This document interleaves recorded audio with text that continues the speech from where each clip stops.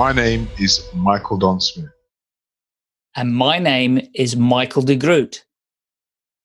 And together, we are bringing you the Story of a Speech podcast. Dad, what's wrong with the telly? If you've listened to a speech or you've seen the film V for Vendetta, that might ring a bell. If it doesn't, it certainly will if you watch the link in today's podcast for our movie analysis of some of the greatest speeches ever. Now, this one we're going to talk about today is called V for Vendetta. And I would love to tell you that we've planned our schedule meticulously and that we know exactly what we're doing to create a world-class, world-beating audio podcast. Well, as that little slip tells you, we haven't. However, synchronicity, the ability of the universe to keep us on track, whether we know it or not, means that this podcast, which we decided to do several months ago, actually refers to Guy Fawkes Night, the gunpowder plot, which happens on the 5th of November in UK.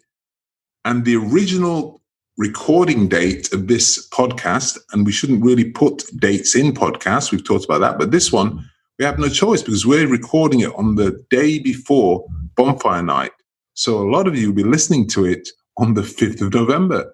And that is fantastic. But before we get started on V for Vendetta and some great speech writing and speech delivery, I just thought I'd talk to you about the fact that this event is sponsored by the two Michaels, as you heard in the introduction. Well, this Michael is also affectionately known as the signature speech coach. And that's what I do. I work with people to develop the DNA of every speech they will have to give. And as you'll know, if you follow our podcasts, and I'm sure you will be following them because they're getting some good reviews, that we're deconstructing the art of speech making to make it more professional, more polished, and more powerful in delivering your message. And we do that by taking small speeches, 5 minutes or less, and showing how much you can pack in to a signature speech, an elevator pitch, or a short delivery. So that's what I do. And before I hand over to the Michael, I'd just like to say that if you Google Michael Don Smith or search for me on Eventbrite, you'll get the information on my latest events, trainings, or wherever I'm appearing. So Michael Don Smith, put that into Google and you'll find out what I'm doing. There'll also be a link below to my next event, which is on Eventbrite. And the thing to remember is if you put in the code NETWORKER,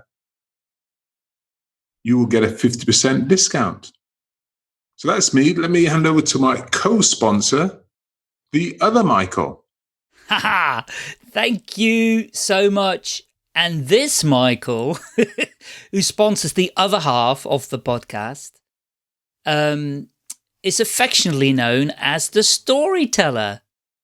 So what we do in my company called Staying Alive UK, we deliver a number of products and services to help individuals and companies grow their business reputation, their sales, and customer loyalty through the medium of storytelling.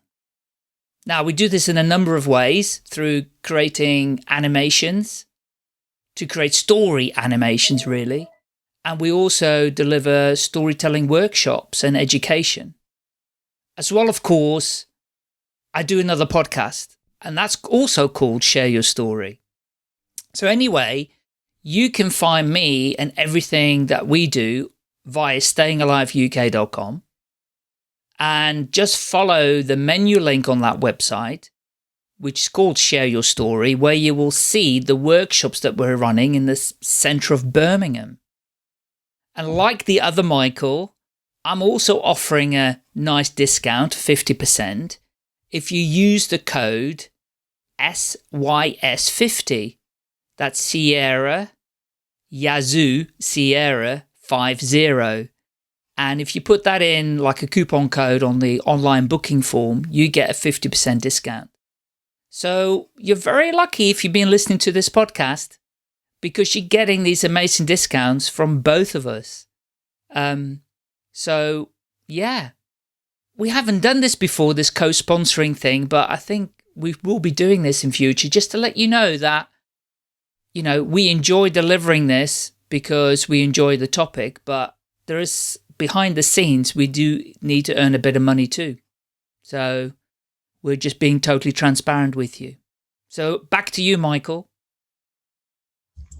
Yeah, well, as we say, before sort of diving into the podcast or after diving into the podcast or somewhere, it's really useful if you watch the 3-minute clip, V for Vendetta. So I'm going to assume that you've just finished watching it, or if you trust us, we're going to tell you a little bit, but you'll get more out of it if you watch the speech. Well, in fact, Michael, let me interrupt you, because what we normally do is we play the audio as well. So why don't we play the audio right now, and then they can hear it? What do you think? That's a good idea. I love it when a plan comes together. Okay, so let's play the audio right now so they get the sense of it, if that's okay with you. And then we get back to you, and you can tell us a little bit more about it.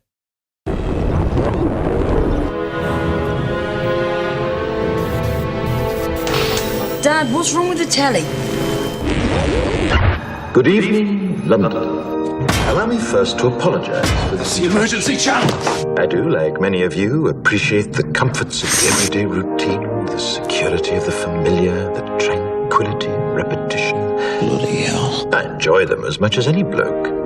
But in the spirit of commemoration, Who's that, Mum? whereby those important events of the past, usually associated with someone's death or the end of some awful bloody struggle, are celebrated with a nice holiday, I thought we could mark this November the 5th, a day that is sadly no longer remembered, by taking some time out of our daily lives to sit down and have a little chat.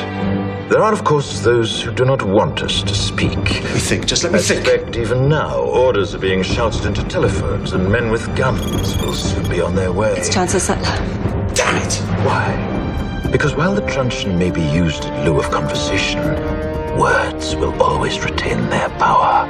Words offer the means to meaning, and for those who will listen, the enunciation of truth. And the truth is, there is something terribly wrong with this country, isn't there? You designed it, sir. You wanted it foolproof. You told me every television in London. Cruelty and injustice, intolerance and oppression.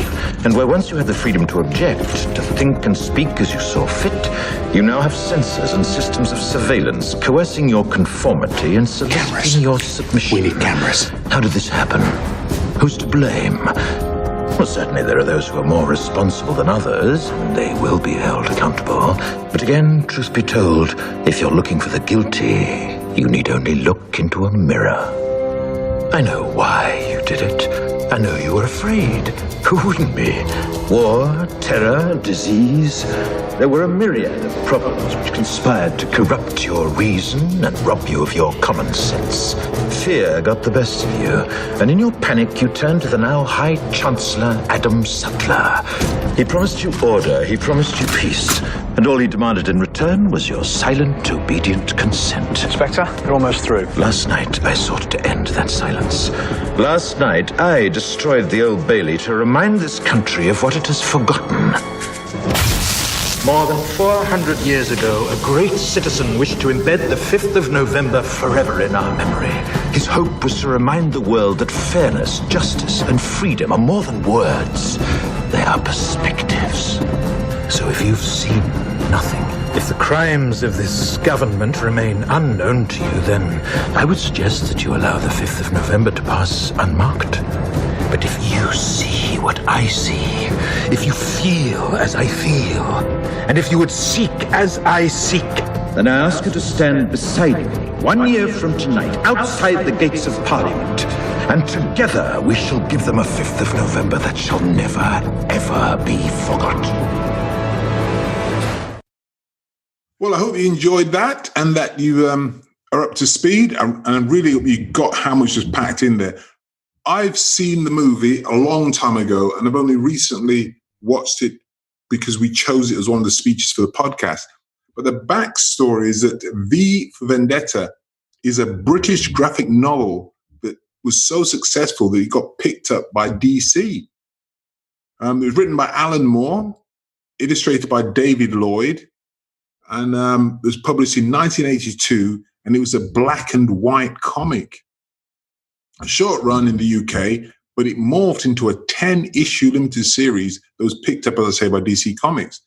The V stands for Vendetta, so that makes sense, but it also comes from V is a Roman numeral 5, and that's room 5 at Lark Hill, where the vengeful victory guy does all his work. So that's a bit of a insider stuff for you. Why we chose it, though, is because it's kind of an underground classic, because the guy who starred in the comic was amazing. He had super strength, super speed, superhuman reflexes, genius level intellect, enhanced physiology so he could heal himself super fast. He was a master swordsman, he was a martial artist, he was a marksman, computer hacker, master of stealth. He's just an unbelievable guy.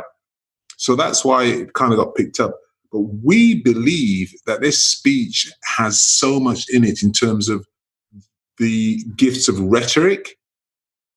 So an introductory story is based on the idea, the introductory speech is based on the idea that the people have forgotten the purpose of Bonfire Night, which in the UK is based on the House of Parliament being under threat by Guy Fawkes. And the poem there is, remember, the 5th of November, gunpowder, treason and plot. I see no reason why gunpowder treason should ever be forgot. Mm-hmm. So V's thinking that if he recreates this terrible incident, it's going to get people to remember that there's always a price to pay. That's alliteration, Michael, there, a price to pay for the preservation of our freedom. And when people forget that, they fall asleep. And that's his speech is basically saying that they've given their freedom away to the government, and now they're just wandering around doing as they're told because they want to be safe. And another great speaker said that the price of freedom is eternal vigilance. Any other thoughts on the general concept and what the speech is saying, Michael? Well, first of all, he reminds me of you with all those superpowers. That's amazing. and secondly, well, there's a lot in what you've packed in there in that little introduction. There are so many we can really relate to this because things haven't really changed that much. And being a Dutchman, it was very weird coming to the UK and people marking this day, the 5th of November. I didn't really understand it, to be fair. The only thing that I related to it was just fireworks. And on the continent, or in the Netherlands, we had fireworks on New Year's Eve, or rather New Year's Day, when it just gone midnight. And there actually weren't that many fireworks when I first came to the UK in 1977 on New Year's Eve. Hardly any, in fact, because everybody fired them in the air on the 5th of November. And I never understood it. I went, why are you doing this? Why don't you do it on the 1st of January? You know, but I get it now. Obviously, having been in this country a little bit longer, I understand it. And it's a significant day, of course, but the memory of it, I think, has disappeared. If you were to ask young people, what is it all about? They will only remember something about a guy on a bonfire and doing fireworks and getting hamburgers and sausages in buns. And that's what it's about. That's the celebration. You know, I've been to many of them in the freezing cold watching fireworks that are just not that impressive. That's what comes up for me, basically. That's really good. I mean, it's a very good point, isn't it? We often forget that this podcast is actually a global podcast, and people all over the world are listening to it. And the concept of the 5th of November is as strange in the UK now to the millennials as it is to older people who don't really follow it. And this is the point of V's actual speech. I mean, in terms of the structure, we always talk about attention, body, clothes. He covers those points really well. So he starts off in the beginning where he connects to the audience. Yes. So he begins his speech by relating himself to the people. And he's clearly not of the people because his diction and even one of the things he says in the speech is an ordinary bloke. And bloke is a kind of word that an upper class person would use more than, a commoner, if that's the right word. A working class person would say mate or buddy or something like that. Bloke is what they say. And he starts off the speech with, allow me first to apologize. So he's saying, I'm sorry, I'm disturbing you. And if you watch the video as well, it starts off with, Dad, what's wrong with the telly? And he's actually interrupting the people. And this thing is so packed, it's so powerful, in as much as that he's showing that they're hypnotized by the television. Yes. He breaks into their trance and they're upset. There's one guy banging on the television because there's something wrong with it. Mm-hmm. It's not soothing us. It's not, it's not, it's not the drug that keeps us quiet. It's waking us up. We don't want to be woken up. Mm-hmm. So he's apologizing that he's interrupting the comfort of their security and their familiarity. So he says, I appreciate this, just how familiar you are, just like you, as much as any other bloke. But he says, in the spirit of commemoration, I want to tell you about what our people did in the past for us. There was an awful, bloody struggle. And I celebrate with everybody else a nice holiday, but we should remember the number of the 5th is certainly a very important day in our lives. So it lets the audience know, I'm like you, I enjoy holidays, I like being comfortable, but I think it's time for us to remember this stuff. The idea that speaking and words are more powerful than anything else when it comes to interrupting people or breaking into trance or achieving people's change is illustrated in those first 60 seconds of his speech. Mm-hmm. So he wants to take his fellow citizens back from the way where they are now and move them back to a time where they had the courage to actually be violent, to fight for their freedoms. Mm. And the idea is they only need a spark, just need one little thing to do that. The nation's been blinded by its own government. They become a communist dictatorship. And that might be, when this film was written, that's fantasy. But with what's gone on in America right now, mm-hmm. you suddenly see, oh my gosh, there's nearly a fascist dictator in the White House. And I say nearly to be politically correct. Some people would say there is one in there. So if you listen to what he's saying, he's hacked into the system because he needs to use violence, and I won't say, a whisper, terrorist tactics to get back freedom.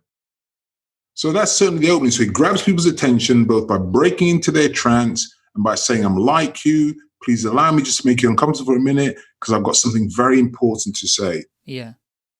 Thoughts on that, Michael? On the grabbing their attention? I think you mentioned a couple of things in there. It's getting people out of their trance, isn't it? It's interrupting them. It's creating attention in the beginning. And I suppose it's a metaphor for any great speech or any great talk that people do. It's really important to interrupt people's thought process because often an audience is in a trance with their mobile phone, the stuff that's going on in their life, their next appointment, the issues at home, their illness, their needing to walk the dog, whatever it might be. They're in their own thoughts. If you want their attention, you need to find something that really interrupts the pattern. And of course, that's what he's doing. he's interrupting them, but he's also, as you said, the beginning, it's kind of relating to them and saying, I'm just like you. You know, I like holidays. And I'm just an ordinary bloke. And so he's almost kind of saying, I'm just like you. And that's building trust very early on, isn't it? Absolutely. And if I'm going to quote verbatim, sort of 30 seconds of introduction, because I mean we're not even a minute in yet, and there's so much to unpack. Yeah. What he says is, he's got that trust. He's got them to like him. He's broken the trust. He says, remember, by taking some time out of our daily lives to sit down. Let me stop there. They're already sitting down, by the way. Yes. Anyone knows about hypnosis? When you give somebody a command to do something they're already doing, it's really powerful. Yeah. So remember, by taking some time out of our daily lives to sit down and have a little chat. Yeah. So it's powerful, subtle. You'll see a mixture. In 30 seconds, it mixes powerful statements with gentle statements. So sit down is powerful, and straight after, and have a little chat. Mm-hmm. There are, of course, those who do not want us to speak. Even now, orders to get the people with truncheons to come and stop me. So you've got truncheons there, orders, maybe used in lieu of conversation. Yeah. So they're going to bring truncheons instead of a conversation. Yeah. They're nasty. I'm nice. Yes. Yes. And he said, then he goes to words, although they want to stop a conversation, words will always retain their power. Words offer the means to meaning, alliteration. And for those who will listen, the enunciation of truth. Now, in all of this speech, his enunciation is brilliant. Is brilliant. Finishes everything up. So it's juxtaposition there, alliteration, the means to meaning. So that's quite brilliant there. Mm-hmm.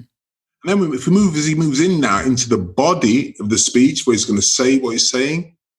So he's going to start telling them that if I can get this spark, if I get an idea to let you know what's going on and remind you that those who came before wanted to save the country. And in the piece, he says, and the truth is there is something terribly wrong with this country, isn't there? And again, he's pre-framing that he's right. It's not really, it sounds like a question. Once you put isn't there, it then just becomes a powerful statement of truth. So it leaves the audience curious and waiting for more. Yes. So that's two little rhetorical devices there he's slipped in. He then, so it's only a 3-minute speech. So in the middle minute, he goes, I'll skip, there's a middle bit, which is there's an aside, because in the film, the bit where it says, you designed it to be foolproof. You taught me every television, So he's saying the system has built something, but if we can get into the system and use their own power against them, because a lot of success of revolutionaries is not about fighting them from the outside by opposing them dead on. What we resist tends to become stronger.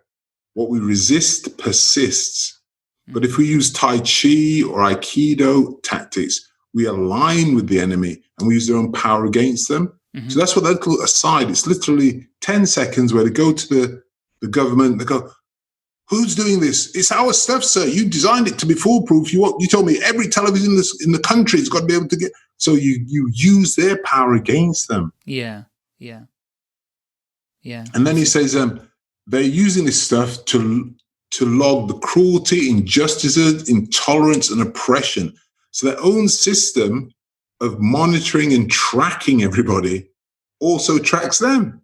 Mm. So all their villainy has been captured by their own systems. And once he gets in there, he can show the people what they're doing to them. Right.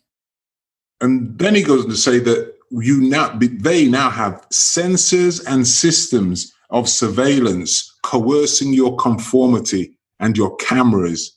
Wow. I mean, let me just talk that. It's got He's got a sibilant alliteration. So it's the alliterations where we have the same syllable in front of every word. Right. But because in English, a C, you have a hard C and a soft C. And that soft C is also the same as an S. Yeah. So he's got an alliteration which goes, you have sensors and systems of surveillance. And then he goes to the hard C of coercing your conformity and your cameras. I mean, it's very nice. And the unconscious mind gets this. You now have sensors and systems of surveillance coercing your conformity and your cameras. It's very nice. And the actor delivers it perfectly. And then having outlined the situation in the end, 20 seconds, he says, how did this happen? Who's to blame? So if I can interject there, hold on a sec. Also, the words that he's using, where you said all the C's and S's and everything, one after the other, right? When you're listening to that, or when I'm listening to that, because this is actually happening in the world, right? This is truth now. And because I've researched some of this as well. And first of all, that happens in your brain or in your mind. You're seeing it. So you're seeing the systems of surveillance. You're seeing the sensors. You're seeing all of these things. You see that your freedom is being taken away from you. So the audience or the listener or the viewer is totally being able to relate to that because they're now seeing those images in their head. So it's really powerful by using that kind of language to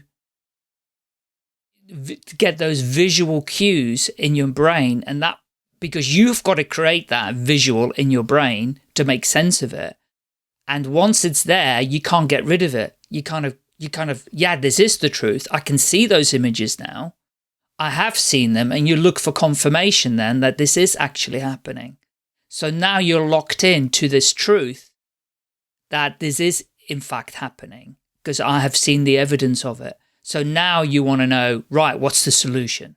Carry on.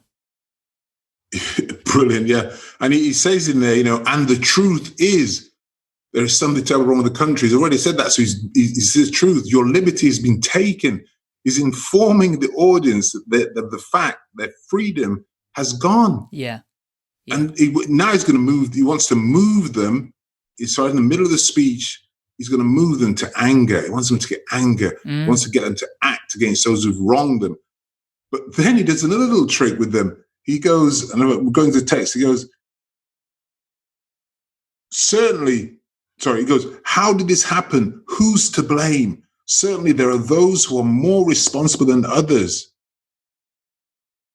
There are those who are more responsible than others. Suddenly there's more than one person or there are several parties involved. So as you say, the brain creates pictures of who could be responsible. Yes.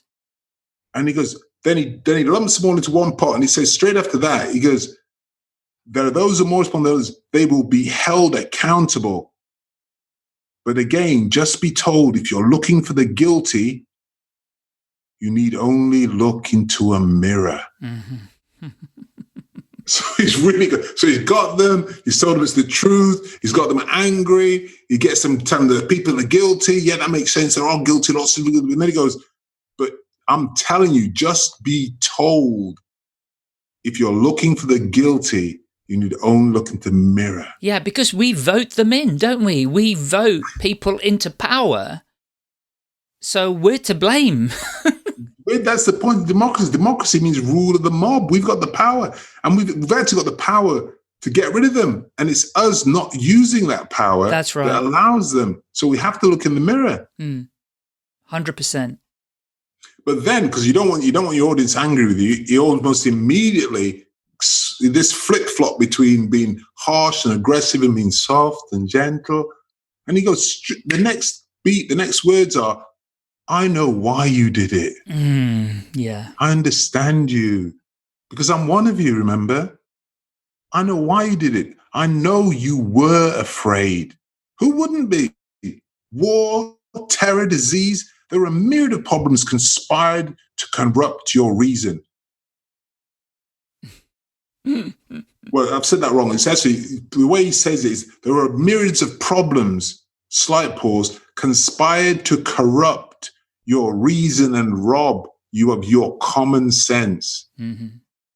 Now, there's a sub-alliteration there. So he goes from conspired to corrupt your reason. The reason, when he delivers it, he actually makes the R in reason match the R sounding corrupt. So they conspired to corrupt your reason. So he holds that R, corrupt your reason and rob you of your common sense. More C's again. C's again, but he slips that R in there as well. Yes, so, yes. When you listen to that, please go back and listen to it again. You listen to the delivery. It's the delivery of a master. This is somebody who's RADA trained. That's the British acting college. They've got this. He's trained in how to deliver it. And now it's like music with counterpoint or a sub-melody in the melody. It's very, very powerful and does slip inside the mind, because words are the means to meaning. And the mind, as you said, Michael, it has this desire that it must make sense of whatever it hears. It has to. No choice. So words are the means to creating meaning in people's minds. Did you get those M's there? Yes. And what it does, that last little bit about kind of looking in the mirror and saying you've been corrupted and your common sense has been robbed from you. Now, where he's taken them is you're kind of on the floor to say, okay, I'm guilty then, but I still want the solution then to that. And are you the person who's going to bring us the solution? So it's a bit like, it's no different to, I mean, we can mention this on the podcast because time dates don't make any sense anyway, but we'll mention the dreadful word Brexit. And it's dreadful to some and not dreadful to others, but it's the same thing. We're kind of looking, who's going to save us from Brexit? Who's it going to be? Somebody please save us. We've just been told that we're at fault ourselves. We've been robbed from our reason and our common sense about it all. We voted for the wrong thing, and now, or have we? But still, we're on the floor. Can somebody save us, please? It's exactly the same thing that's going on. It really is. And what you've said there is so right. And he illustrates that in the speech, because immediately after getting them to look in the mirror and then greeting them, he says, your common sense fear got the best. Your common sense fear. So he says, you're afraid, but you're right to be afraid. This is common sense, And in your panic, you turn to the now High Chancellor. So you turn to authority. Yeah. Common sense, you're afraid. And then in that fear, the first reaction to fear is panic, is reaction, not response. When you're afraid, you've got the fight-flight response.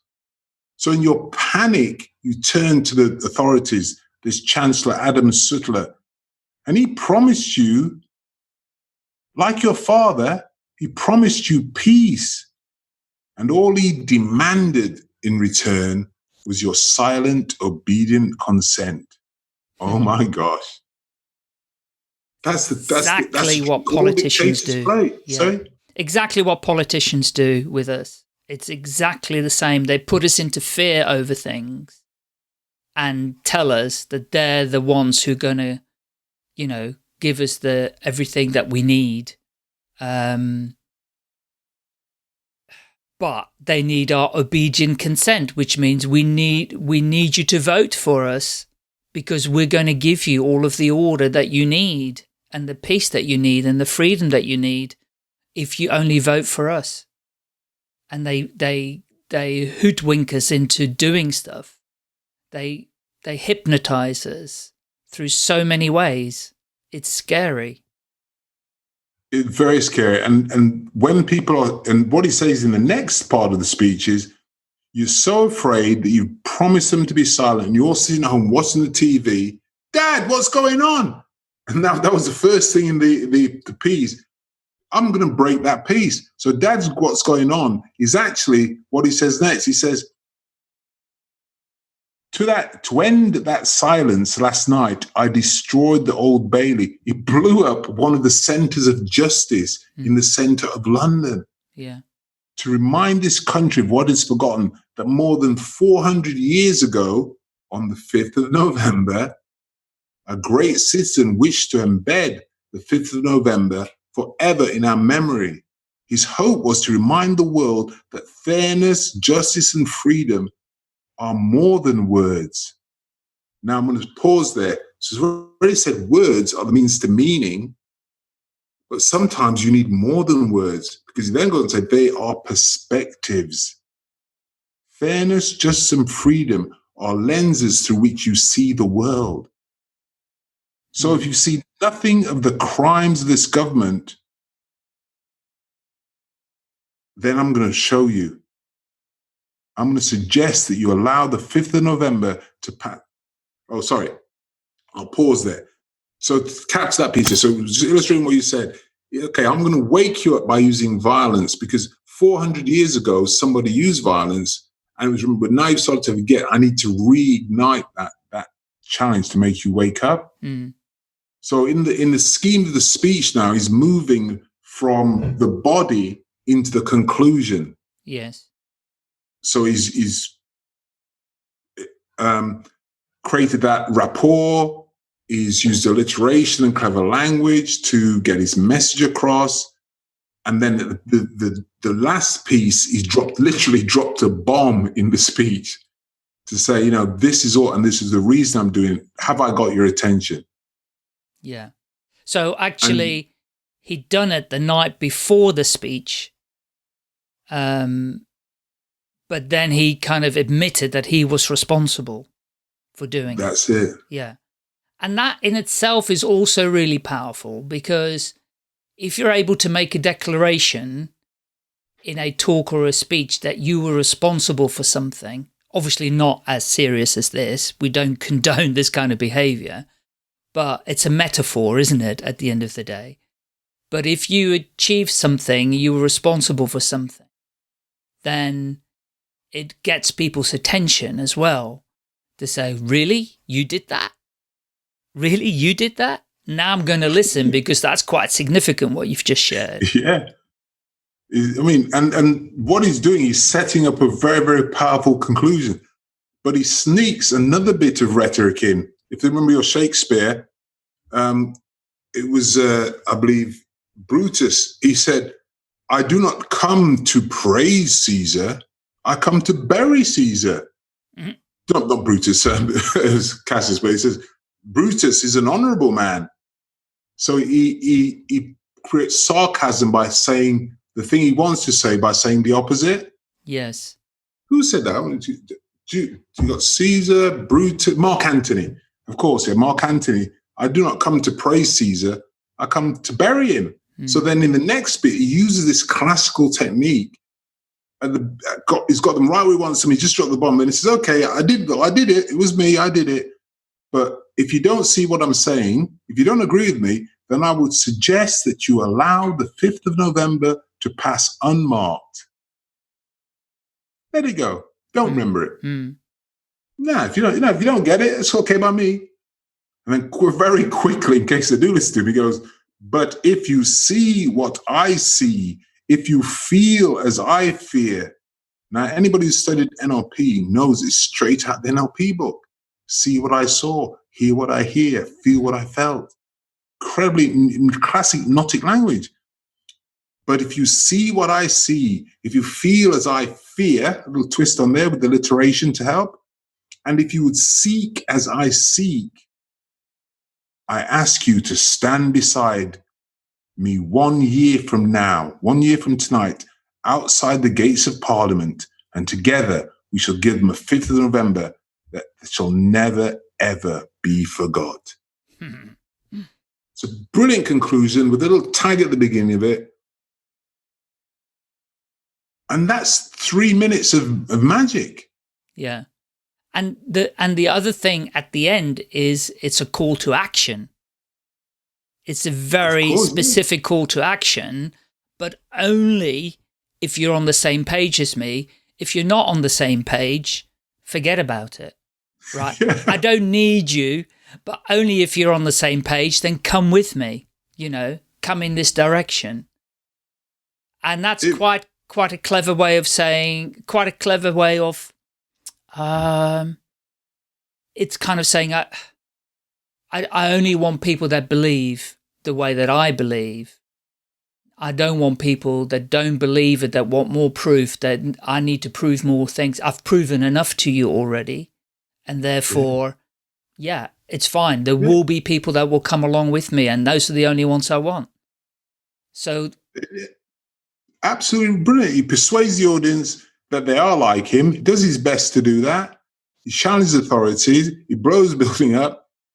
And then he says, you know what? You can right the wrongs. You can fix this broken world.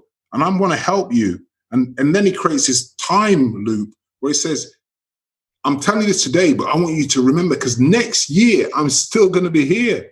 So join me in a year's time, because I'm still going to be around. Wake up.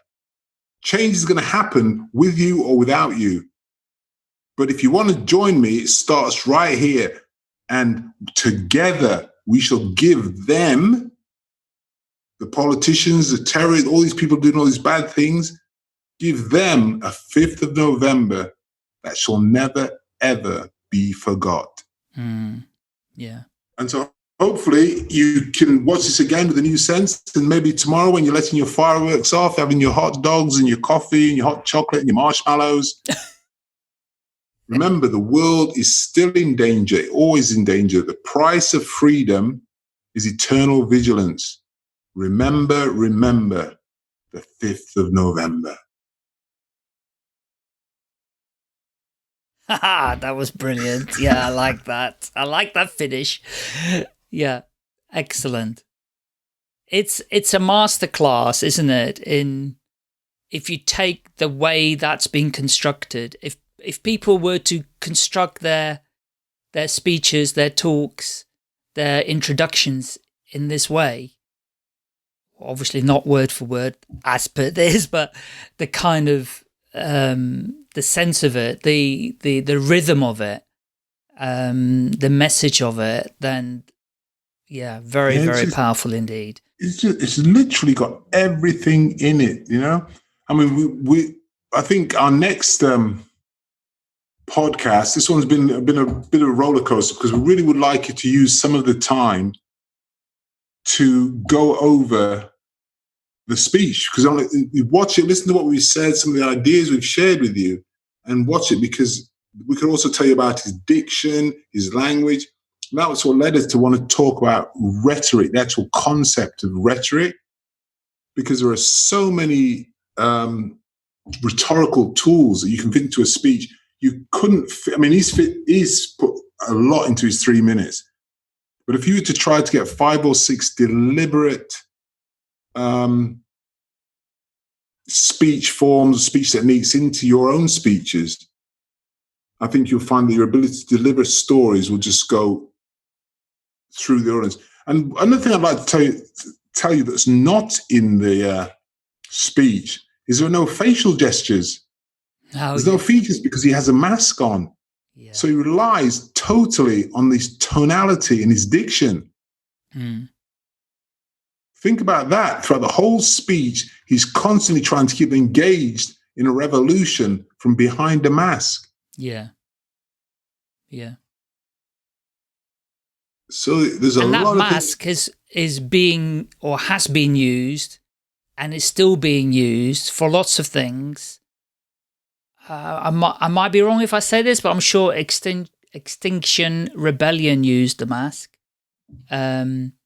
This was used in demonstrations some years ago with, oh God, what's it called? Tax inequality and all sorts. Oh, the poll tax, maybe. Well, no, it wasn't the poll tax. It's when the recession started and all of that. When they had the demonstrators actually were, I've forgotten what it's called. Sorry, that's sometimes. Well, have a breath, because what you triggered for me was what's going on in Hong Kong right now. Yes, that's the big thing. They're wearing the masks in Hong Kong. Yeah. So this is very relevant. The mask is being used in protests all over the world, and it must have come from this movie, because I don't think I've seen it before this movie. So this movie, lives on. The image of it, the mask, lives on in for years to come. Yeah, but it's just going my speech. But if we look at this speech, why it's so famous, you've got the use of tonality is so important because he's coming from behind the mask. The whole speech is continually trying to persuade and cajole and convince, but also keeping the authority. And to do that, he really needs to know his audience. Although I think, how picky I am, I think he messes up a little bit by saying, I'm an ordinary bloke. So there was some errors in there. So it's not perfect, but you know what he was trying to do.